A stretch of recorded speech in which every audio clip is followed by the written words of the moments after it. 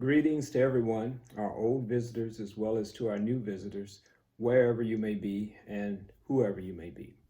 Every month, I'm going to be doing a monthly update on the housing market here in the Northern Virginia area. I'm going to start this monthly housing update with a recap of the month of December, starting with December of 2018, and we're going to compare that to December of 2019. I was going to print this out, but I have an ability to be able to explain things in simple terms. So I'll just read it straight off the internet, which is basically coming from our multiple listing service here in the Northern Virginia area. So here we go. We're going to first look at the month of December 2018. All right, December of 2018, we had 155 units that were listed in the month of December 2018. Now, going forward, we're looking at just last month, December of 2019. December of 2019, we only had 145 units that were listed in the month of December. December of 2018, 155 units that were listed. December of 2019, coming forward to just last month, December of 2019, we've dropped to 145 units that were listed. So what this means is that there are fewer units listed last year, December, fewer units listed in December of 2019 that are or were listed in December of 2018. Now, what does that mean? That means that what we're looking at is what's considered to be a seller's market. If I have something that's in demand, if I got 5 people that want one piece of candy that I have for sale, then I can pretty much name my price by a factor of maybe 2 to 3. So in other words, I can start pretty much a bidding war.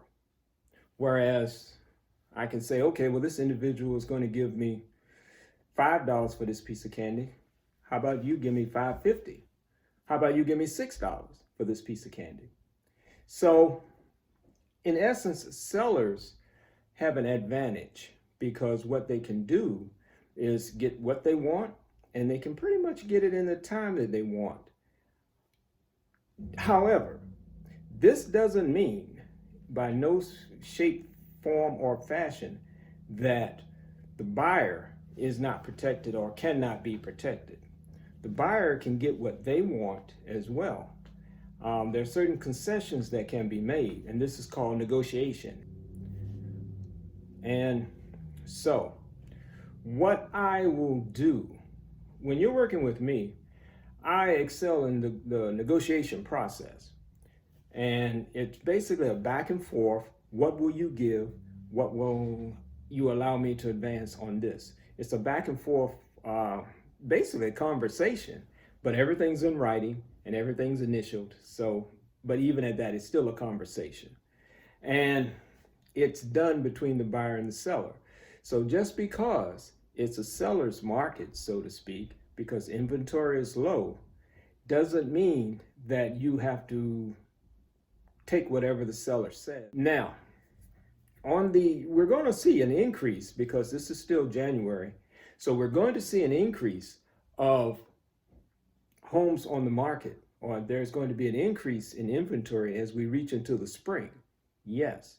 However, the spring of 2020, I'm saying, and I'm predicting because I've been doing this for a while, I'm predicting that the spring of 2020, we're going to see less inventory than in the spring of 2019, which we'll see the less than in the spring of 2018. So what this means is that even though it's going to peak as the weather begins to get warmer up here in Northern Virginia, it's still not going to be at the same levels it was a year ago. All right.